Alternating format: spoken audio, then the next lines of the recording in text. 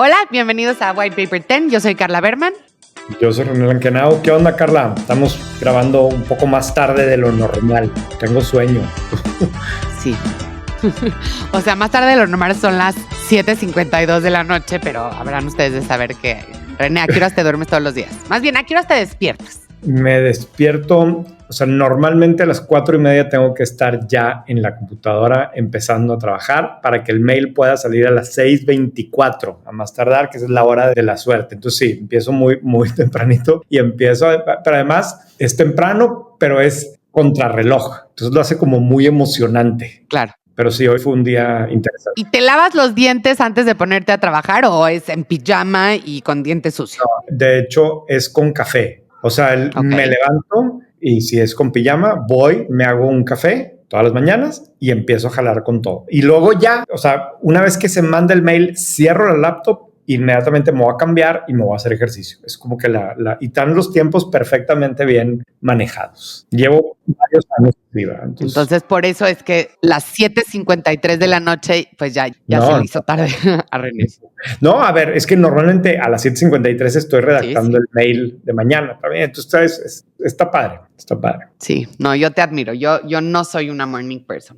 Me da tristeza porque sé que hay como una superioridad moral de la gente que sí lo es. No, pero bueno, traemos un montonal de cosas. Fíjate que lo primero que te quería platicar es que hace un par de semanas traíamos esta noticia que había salido en Reuters de que Google había anunciado que iban a mover un montón de posiciones a México. No sabíamos de qué iban y ya empezó a salir más información y lo interesante es que a diferencia de anuncios anteriores donde decían, bueno, es que estamos ampliando nuestro negocio en México o estamos encontrando talento de ingenieros en México, ahora una de las áreas que más posiciones va a abrir en los próximos meses en México de Google es todo el área de finanzas. Entonces, imagínate una empresa pública del tamaño de Google con subsidiarias en decenas de países. Los departamentos de contabilidad, impuestos, finanzas, etcétera, que debe de tener son gigantescos y van a mover muchas de esas posiciones a México, lo cual creo que es muy en línea con lo que hemos hablado tú y yo de que el nearshoring viene no solo en fábricas y en empresas de logística y en cosas así, sino también en trabajadores del conocimiento. El otro nearshoring. Hicimos un episodio de sugerencia tuya hace algunos meses, específicamente resaltando estos casos. Fíjate, no tenía idea, digo, después de lo que mencionamos de Google hace algunas semanas, pero no sabía estos datos. Es importante. Gran episodio ese del otro nearshoring. Vamos a poner en los show notes. Lo ligamos porque sí, fue uno de mis favoritos. Yo creo que nos oyó Google. Sí, nos oyó Google y dijo, René y Carla dicen, hay que mandar posiciones para allá. Hay que aprovechar, claro. Oye, Amexcap, que es la Asociación Mexicana de Capital Privado, que básicamente traquea los fondos de private equity y de venture capital, acaba de sacar su reporte de cómo le fue a esta industria en 2023. Y pues desafortunadamente las noticias no son buenas, ¿no? O sea, yo siempre soy muy optimista y pensaba que solo el primer trimestre del año pasado había sido malo y que ya se iba a recuperar y que bueno, no estaba tan bien como 2022 y 2021, pero que si lo veíamos contra otros años estaba mucho mejor. Y la realidad es que por donde la veas, fue un año bien golpeado para la industria de venture capital. Algunos datos que me llamaron la atención es, por ejemplo, capital invertido, ¿no? Entonces, el año pasado fueron $623 millones y desde 2018 no había sido tan bajo. O sea, antes de 2018 cada año era 100, 180, 200, ¿no? Y luego en 2019 se fue a 800, luego se fue arriba del billón, bueno, de 1,100 millones de dólares, luego 3,500 millones de dólares, luego 2022 bajó a 2,000 millones de dólares. Y pensábamos que pues, se iba a quedar como por ahí, por los 1,500, y la verdad es que no, se fue al suelo a 623, que pues es la cifra más baja de los últimos 5 años. Y pues sí, la verdad, por donde la veas, poquitos nuevos fondos, no sé si afortunadamente, pero solo se abrieron 6 fondos en el año 2023, cada año desde 2010, no, desde 2013 se abrían más de 10 fondos y en general más de 12. Entonces sí fue un año, pues un annus horribilis para la industria de venture capital, poquísimas salidas, las salidas que hubo generaron poquísimo retorno. Entonces lo único que yo espero es que lo bueno es que ya se acabó el 2023, ¿no? Sí, a ver, yo no sé si coincido contigo con que es una mala noticia, o sea, como que es una noticia. Bueno, mala noticia, quizás mala situación para quien quien estaba urgido de dinero y no lo consiguió. Sabemos de empresas que no la armaron en el 23 y que medio se fusionaron o que la rescataron o que no sé qué. Pero por otro lado también la realidad es que no hemos visto una masacre de startups. No hemos visto que las grandototas que habían levantado mucha lana ya desaparezcan o que estén quebrando. No estoy diciendo que no vaya a pasar, pero algo había, ¿no? En algunos de esos casos en donde parece que sí hay negocio. Ahora, yo veo también esta curva y sí está súper dramático. O sea, como bien decías, 2018 fueron 211 millones y luego 2019 casi 900 y pues la cantidad de ahora está por debajo del 2019. Tú me presentaste a Shu Niata hace poco, ¿no? Lo entrevisté. Disfruté demasiado la... Sí, ojalá que vayas a publicar algo pronto. Shu fue el managing partner de SoftBank Latinoamérica. Ahora hizo un fondo con Marcelo Claure, que era el presidente de SoftBank Latinoamérica y que para mí, la verdad es que ellos son los papás del Venture Capital en Latinoamérica. Exacto. Y es una persona increíble. Es como Barack Obama, ¿a poco no? Es como todo elocuente, es serio, pero chistoso. Sí, me cayó sí. ¿Y qué te dijo él? Bueno, lo vas a publicar seguramente, pero... Es a lo que voy. Mañana lo voy a publicar el artículo. Y yo quería saber qué pensó, qué discutieron ellos entre 2018 y 2019. Porque está claro que el catalizador del venture capital, de cómo, o sea, hay varios momentos en la historia del ecosistema emprendedor de América Latina y específicamente en el caso de México. Y uno es cuando nace el fondo, un fondo de unas dimensiones gigantescas que apuesta por emprendedores de México y de América Latina, ¿no? Entonces yo quería entender cómo habían sido las discusiones, cómo habían visto esa oportunidad y mucho de lo que vamos a publicar mañana tiene que ver con eso, ¿no? Pero aquí tú ves el reflejo en la gráfica, o sea, cómo de tener un año de 211 millones te pasaste uno de 800 y luego de 1,140 y luego 3,500, que claro, no todo eran ellos, pero pues ellos fueron los que hicieron que todos los demás quisieran voltear a ver, fueron los que hicieron que los emprendedores de aquí dijeran, oye, ¿por qué no me voy por lana allá? Que aprendieran a discutir, etcétera. Ahora ya vemos cómo pasa esta ola y ahora parece que vamos para atrás. Yo creo que no vamos para atrás. O sea, yo creo que esto simplemente es un reflejo también de la situación con las tasas, de la situación de se fue hasta un extremo, ahora se está corrigiendo hacia el otro. Me acordé de este mensaje porque lo que Shu y Marcelo vieron entre 2018 y 2019, hoy sigue estando aquí y está en mayor grado. O sea, lo que ellos vieron era que en esta región y en este país había emprendedores con experiencia, motivados, técnicamente capaces, vieron un mercado que necesitaba este tipo de soluciones, que había una oportunidad de desarrollar negocios de este tipo. Y eso lo ves ahora 5 años después y sigue estando ahí o es aún más notorio. Entonces, pues sí, se ve muy gacho la corrección del año pasado, tan poquita inversión comparada con los años anteriores, pero yo lo veo al revés como una gran oportunidad. O sea, pero una gran oportunidad ¿para quién, René?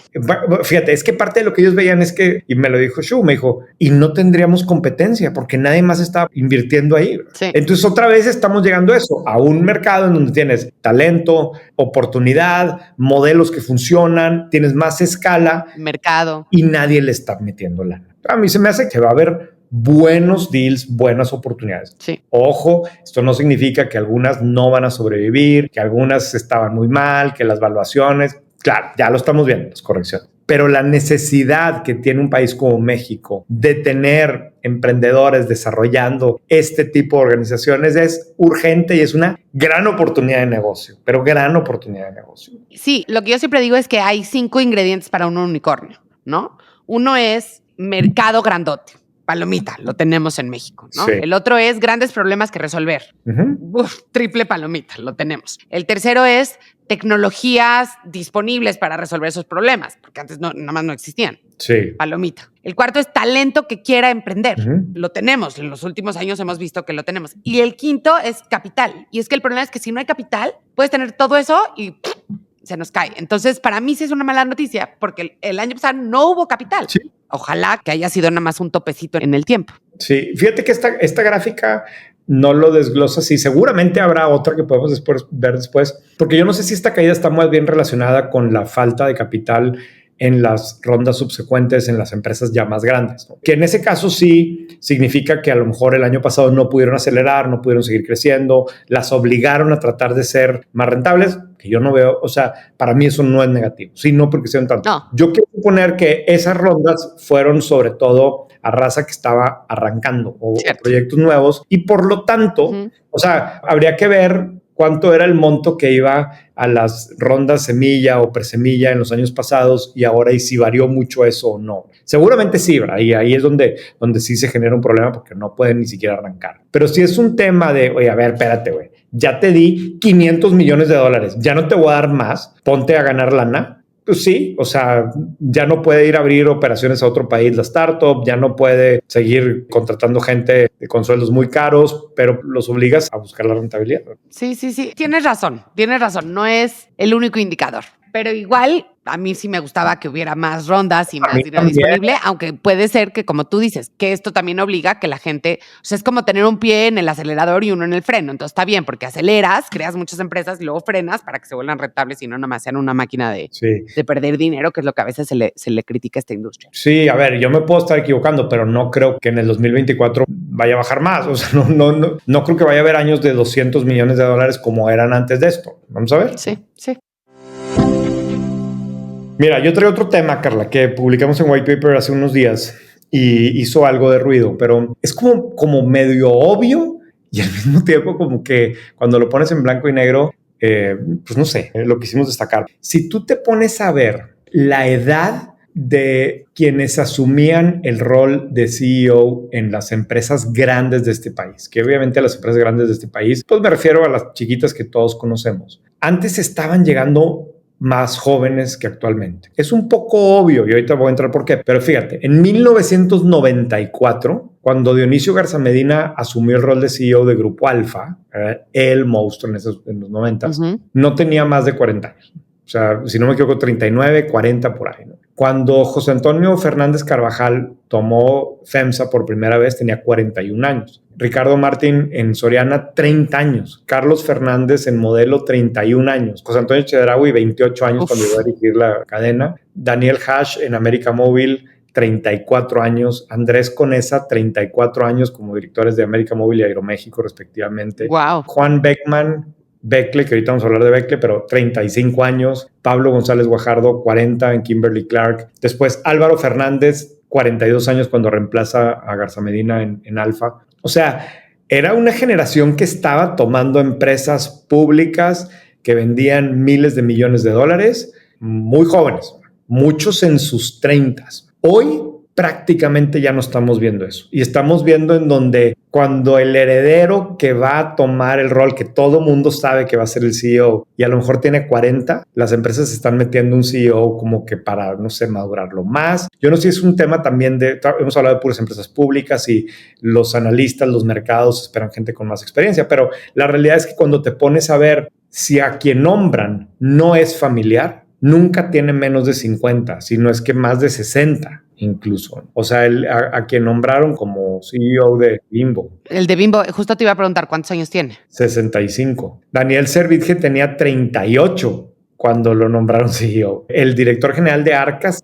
Pero, a ver, déjame hacer un paréntesis ahí. O sea, Daniel Servitje, según yo, hizo un step down porque cumplió 65 y entonces puso a otro de 65. Sí, a lo mejor igual está mal este dato, pero no tiene menos de 50 ni de chiste, ¿verdad?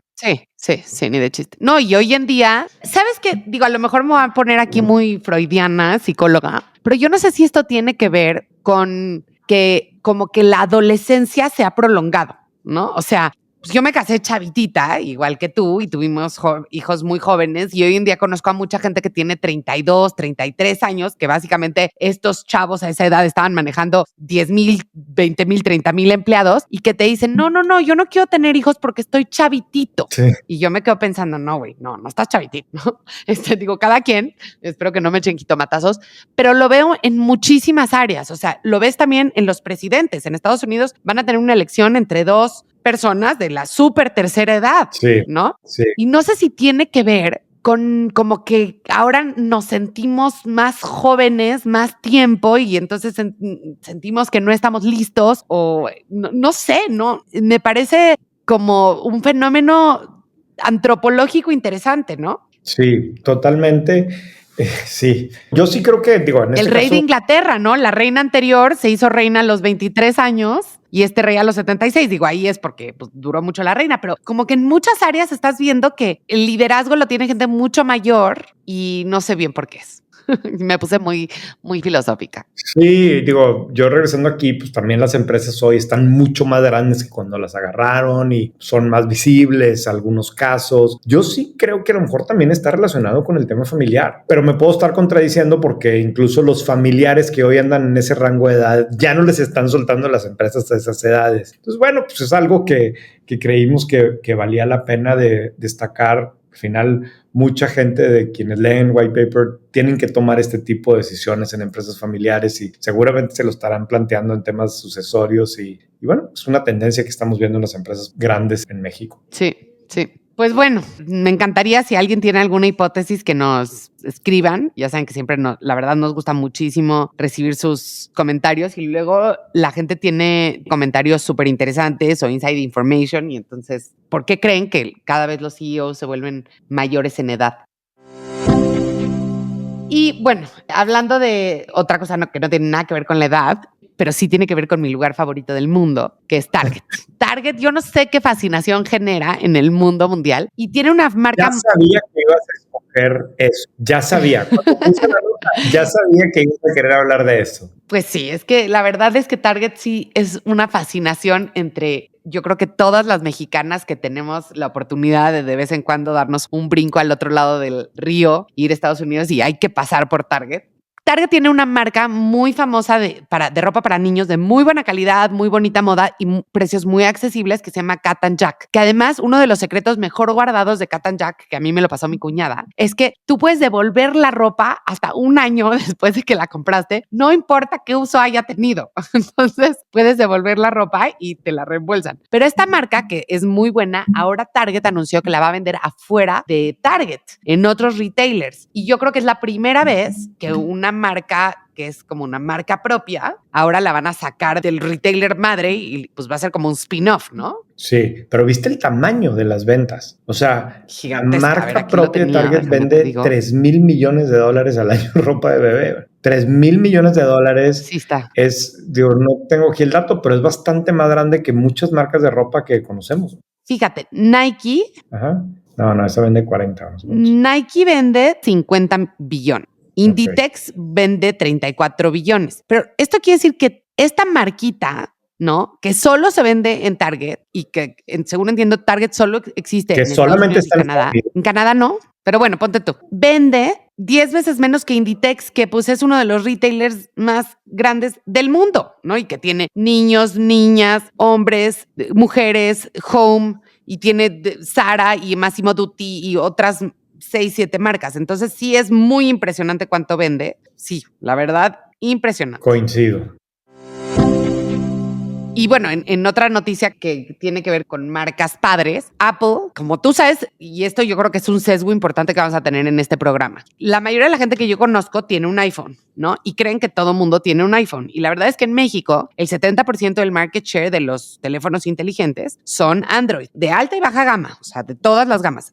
Los iPhones todos son de alta gama. Entonces, en México, iPhone es relativamente chico, ¿no? Y lo interesante es que en su último informe trimestral, Apple habló de que están teniendo crecimiento de doble dígito en México y que esperan tener aún más crecimiento. Eso es el fact número 1 que me llamó la atención. Número 2 que me llamó la atención es que un iPhone vale en México, digo, comparaban el modelo, no me acuerdo exacto cuál, pero $1,000 y en Brasil 1,400. O sea, todos nuestros amigos brasileños, por favor, vengan a México a comprar su iPhone. Y el tercer fact que me llamó la atención, que me lo platicaron unos chavos que están emprendiendo en este espacio, es que si bien el 70% del market share en México es de Android, en el mercado de reventa, el 80% de los teléfonos celulares que se revenden son Apple. Entonces, súper interesante ver que están creciendo su market share y si ya viéramos de todos los dispositivos, no solo los nuevos, quizás es más porque los iPhones sí tienen un valor interesante de reventa. Sí, y fíjate, tienes toda la razón. De hecho, traías una noticia de una compañía que se llama Reuse, ¿no? Exacto, de celulares usados. Regresando al tema de Apple, yo me echo el conference call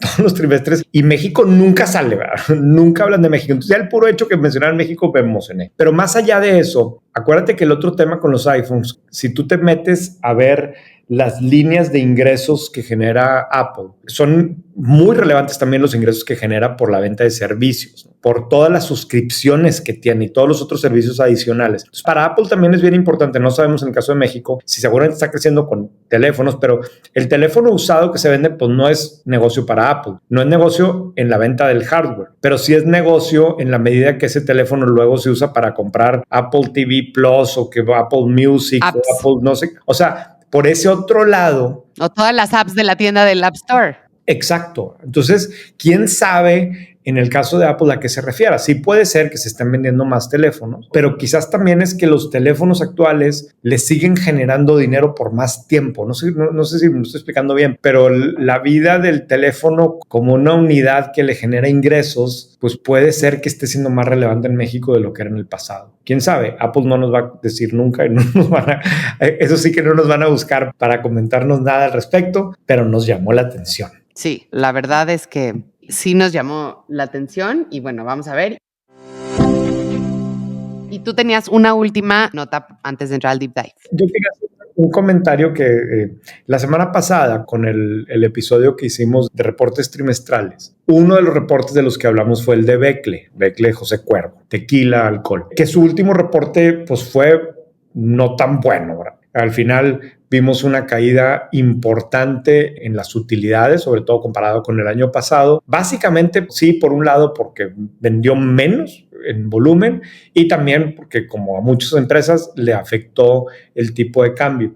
Hablamos de esto y una persona me hizo llegar una nota que yo no había visto, que se me peló, que es de marzo de este mes, en donde al parecer Becle trae un activist investor adentro, que este fenómeno es relativamente nuevo o no es muy común de verlo en las empresas mexicanas, en donde un inversionista compra acciones de una empresa pública para tomar un rol más activo y exigirle al management que haga ciertos cambios porque cree que hay cosas que se pueden mejorar en la empresa y que eso va a hacer que la empresa sea más valiosa y que por lo tanto sus acciones van a valer más. Lo vimos, le pasó a FEMSA, que se le metieron activist investors y eso generó mucha presión y la empresa terminó haciendo una serie de cambios que por años no habían querido hacer. Entonces me llamó la atención que otra vez vemos activist investors en México y eso que son empresas, la mayoría de las empresas mexicanas que cotizan en bolsa tienen muy poquitas acciones flotadas, ¿no? Y creo que el caso de Becle es así. La familia controla por mucho la mayor parte. Y aún así, este tipo de inversionistas creen que pueden presionar al management para hacer cambios. Una de las cosas que al parecer le estaban pidiendo al equipo en Becle es que considerara deslistarse de México o más bien listarse en algún otro país, pensando en que no le beneficia el estar en México y le iría mucho mejor si estuviera en otro lado. Ese es un tema que ya hemos también tocado aquí, que hoy volvió a salir en una plática que tuve con una persona que me decía que pues, para que salen a la bolsa en México.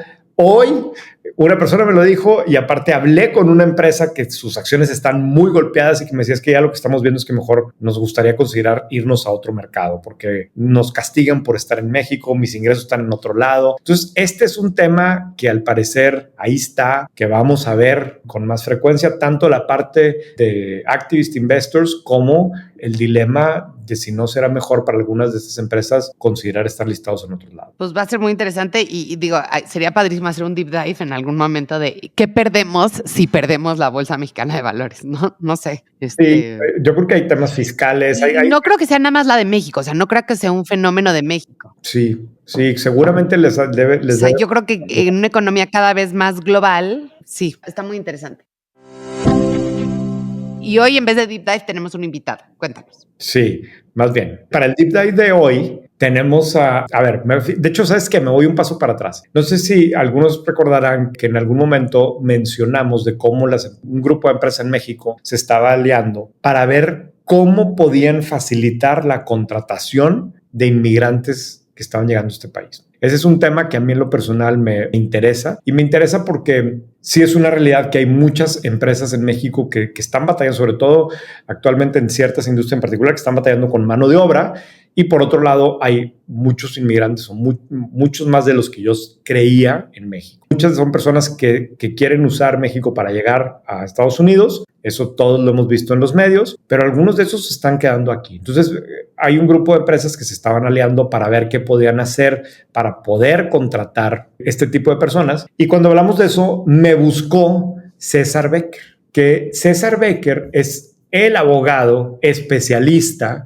en este tema. contratación de inmigrantes y de refugiados en México, que ha estado trabajando con estas empresas. Y hablando con él, me explicó algunas de las cifras que yo no tenía ni idea y creímos que hacía sentido invitarlo a que nos explicara cómo podemos entender este fenómeno que hoy tenemos en México y que toca directamente a las empresas. Entonces, aquí está la entrevista con César. Buenísimo. Vamos a escucharla.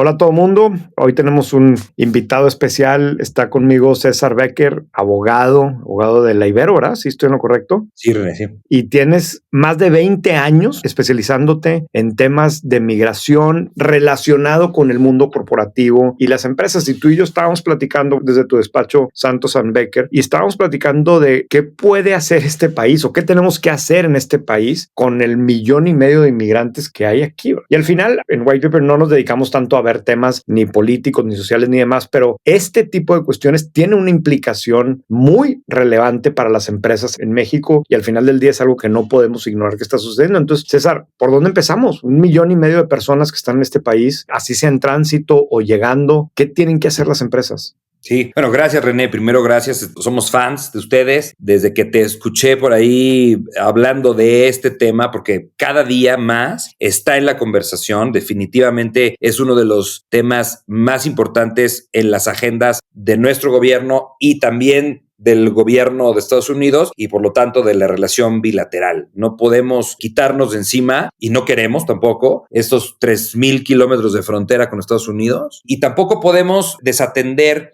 a ese. A ver, tampoco es un dato oficial, no podemos encontrar en ningún lado un dato oficial, pero parece ser que en tránsito o en permanencia podemos tener hasta 1,5 millones de personas no mexicanas que ingresaron al país de manera irregular. Okay. Hay que tener muy clara la diferencia entre un extranjero que está en México de manera regular y el otro que está de manera irregular. Claro. Y el término también es irregular. Se ha manejado que en aras de protección a los derechos humanos y a la no discriminación no se puede utilizar el término ilegal. Okay. Tiene que ser irregular. En Estados Unidos, hay que saberlo, sí consideran que el ingreso a un país sin una visa eres un ilegal. Por eso es factible la detención, digamos, como si fuera criminal. Claro. Y por eso la deportación. Nosotros, dentro de nuestro estatuto legal, el ingreso a nuestro país de manera, digamos, sin visa, sin permiso previo, no lo consideramos ilegal, lo consideramos irregular. Por lo tanto,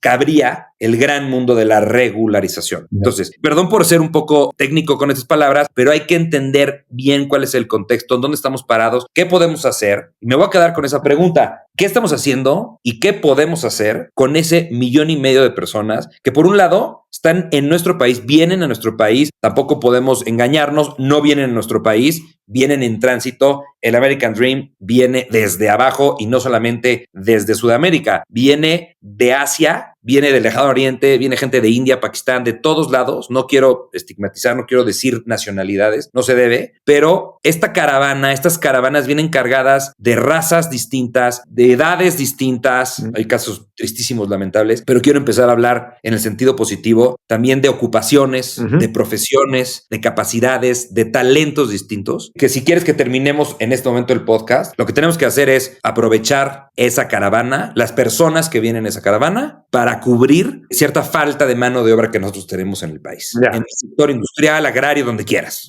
Sí. O sea, al final del día, en este país, muchas empresas tienen una gran falta de mano de obra y al mismo tiempo está pasando por el país mucha gente que quizás entró de manera irregular, como bien dijiste, pero que tiene muchas capacidades, que tiene interés de salir adelante y demás. Entonces, pues pareciera que muy fácil, pues mejor que en lugar de que se vayan, aquí les damos trabajo y listo. Claro, yo creo que esa es la respuesta real, ¿no? A este tema. Sí. Pues sí, ¿por dónde tenemos que caminar en sentido literal, desde el punto de vista legal, fiscal, de cultura laboral? Aquí tenemos que traer al tema de diversidad e inclusión a la mesa. Tenemos que traer a los encargados de la responsabilidad social empresarial. Tenemos que traer a las autoridades que se encargan de la capacitación, al Servicio Nacional del Empleo, a la COMAR, que es la Comisión Mexicana de Ayuda al Refugiado. Y luego también hay que aprovecharlos. Están muy interesados en nuestro país. La ONU, con sus organismos y específicos en temas de migración, que es la OIM y el ACNUR,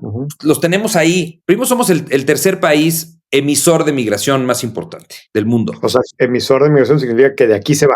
Sí, exactamente. Que de aquí somos emisores de migración, pero somos tan emisores como receptores, ¿no? Entonces, sí, tenemos una fuga de talento, claramente. Tenemos una fuga de mano, en donde no deberíamos de dejar de permitir que nuestro suelo se quede sin atender. Y estoy hablando nada más del sector agrario, por ejemplo. Sí. Porque los nuestros se van a atender el de Florida o el de California. Entonces, de entrada, mano de obra. Y luego empiezas a calificarla. Yo creo que deberemos de hacer un esfuerzo y hacia allá va todo esto. Y ahorita hablamos de quién está haciendo estos esfuerzos o cómo podemos exponenciar y hacer crecer esto, que fue una de las razones por las cuales nos buscamos tú y yo y platicamos hace un par de meses. ¿Qué tenemos que hacer? Pues empezar a calificarla, empezar a traquearla, perdón el término, ¿no? Empezar a identificar dónde están, por dónde llegan, quién se queda, quién se regulariza. Sí. Y una vez regularizados, ¿a quién podemos aprovechar y cómo? Entonces, aquí, en ese punto, es en donde el gobierno deja de tener capacidades para resolver este tema. El gobierno tendría que llegar a un punto de atenderlos, sí, en la parte humanitaria, digamos, ¿no? Salud, alimento, refugio. Refugio de shelter, de cuidado, de techo, ¿no? Porque luego hay un concepto legal mundial que es el refugio, ¿no? Que es aquel que se le otorga un cuidado por un segundo país que no es el suyo. Y luego viene la parte de dónde le podemos encontrar ese trabajo a esas personas. Y es en donde el mundo corporativo, el mundo empresarial, está hoy no solamente interesado, está ávido de esa mano de obra, no solamente de fuerza, sino también, digamos, de mentes, de talentos que no hay, ¿no?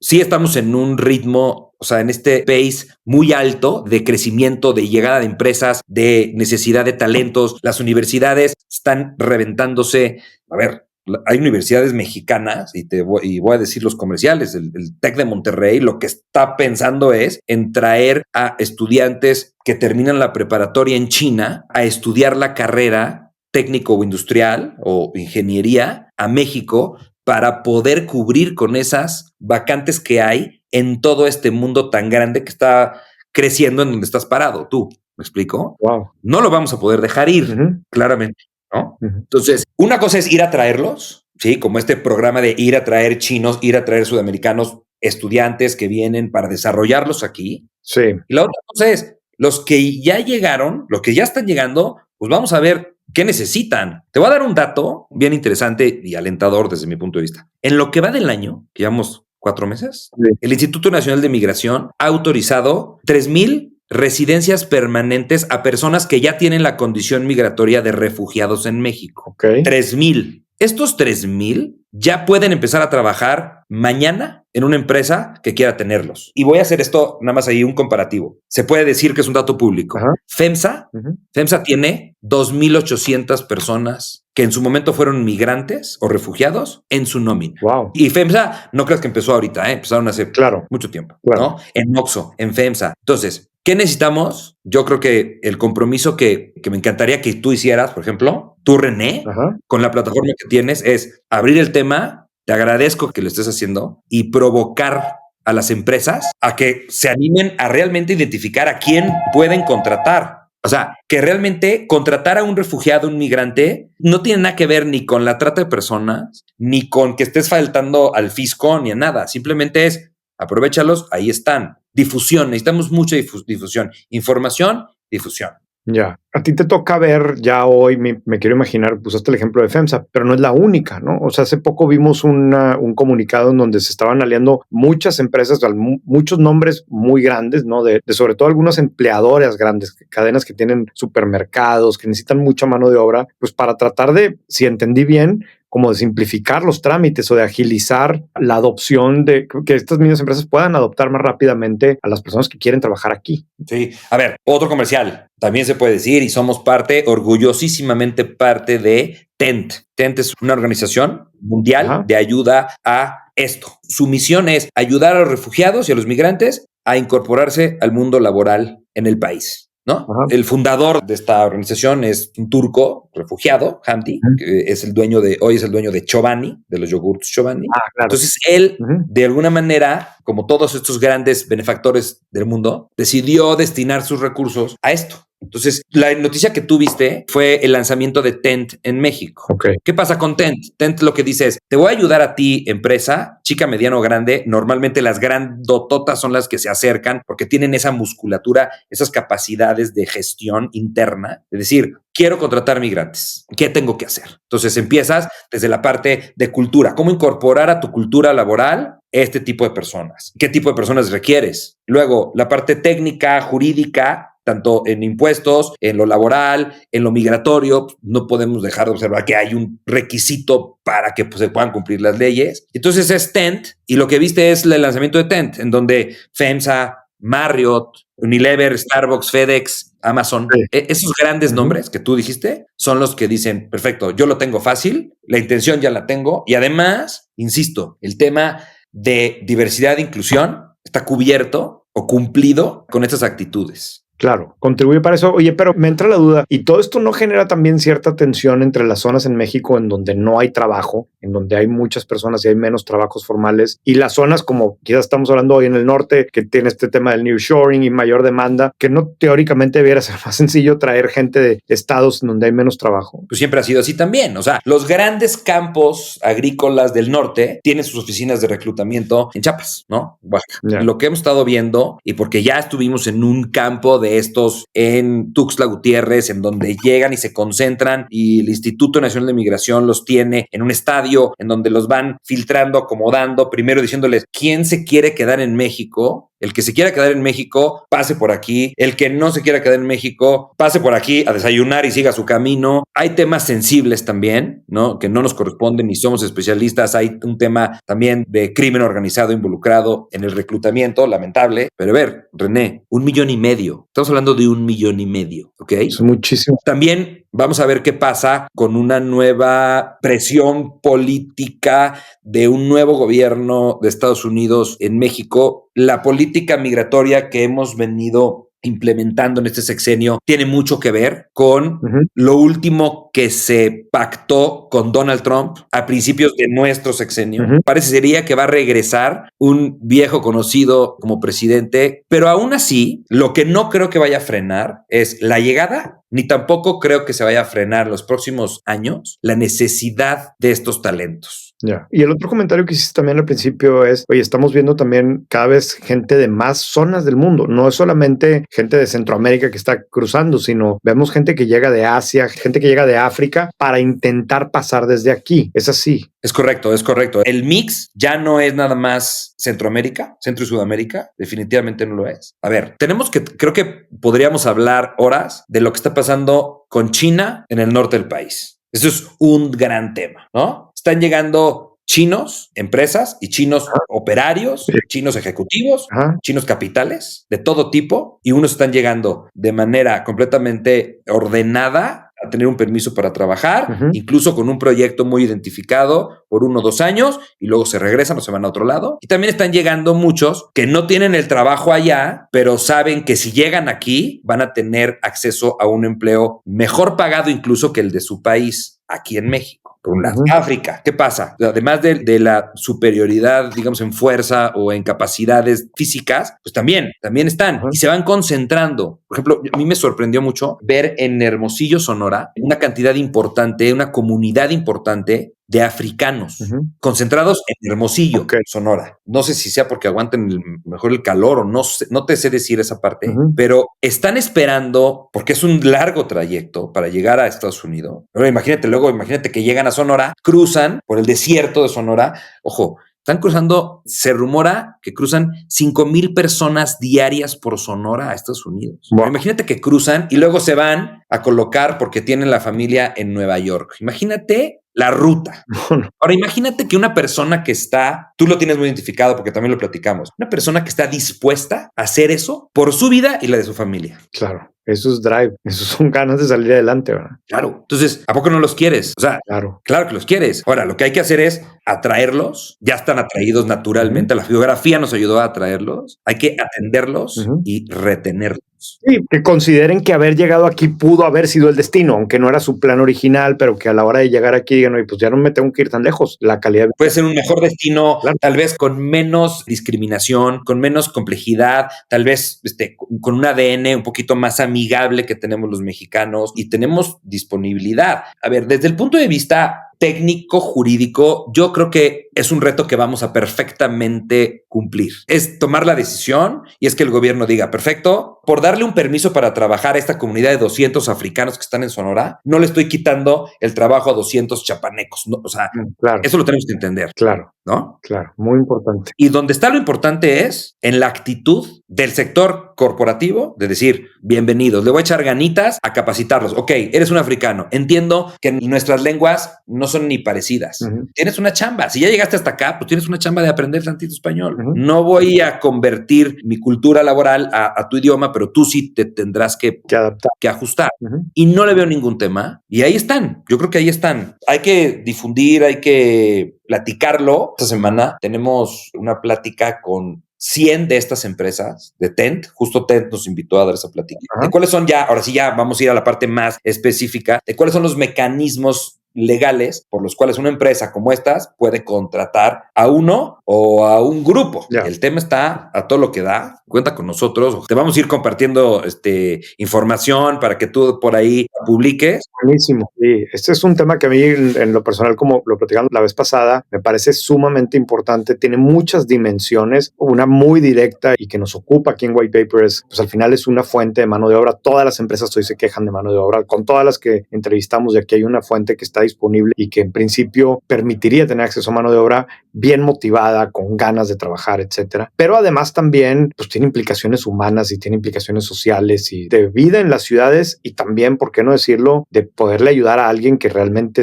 ha vivido una vida complicada y que no es tan difícil para nosotros poderles ayudar, ¿no? No. Te agradezco muchísimo, César, que hayas estado hoy aquí con nosotros y sí te voy a tomar la palabra y ojalá nos puedas mantener informado de cómo ves que va evolucionando este tema en nuestro país. Cuenta con ello, René. Muchísimas gracias, enhorabuena. Y bueno, aquí estamos. Se están dando noticias casi todas las semanas y así como tú nos ayudas a estar enterados, creo que voy a aprovechar a mantenerte enterado yo de este tema. Buenísimo. Gracias, César. Ya está. Ok, a ver. Gracias.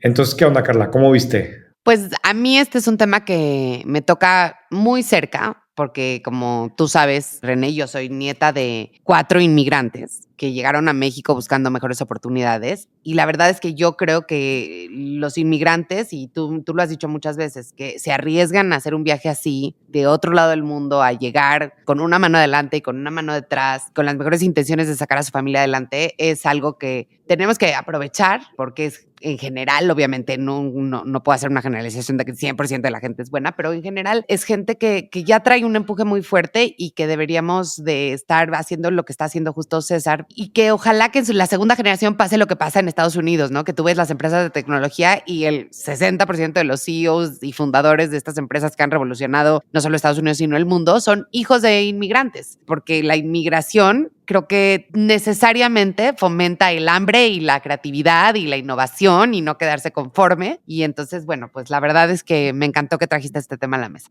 Completamente de acuerdo con tu experiencia y tu apreciación. Yo también creo que a este país, este es uno de los ingredientes que nos ha hecho falta en las últimas generaciones y yo sí estoy muy bullish al respecto. Bueno, pues me toca a mí la recomendación.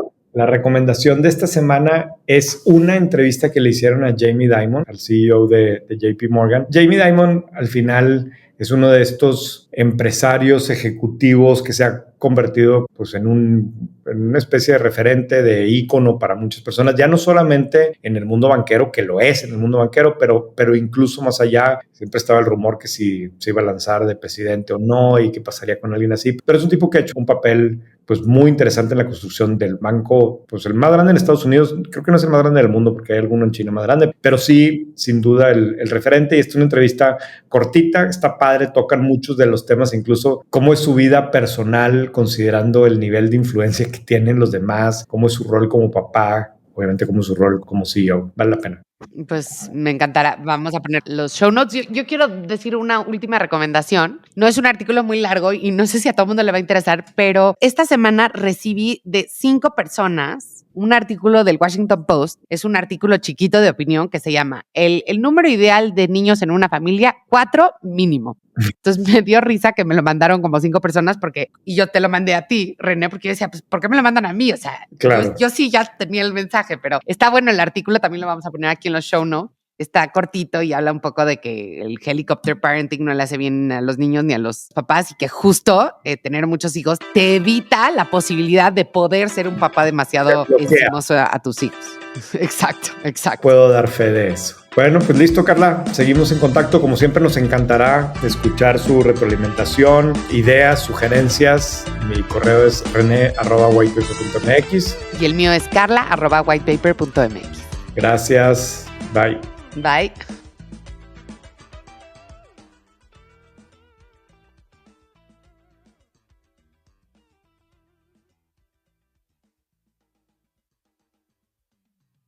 London Consult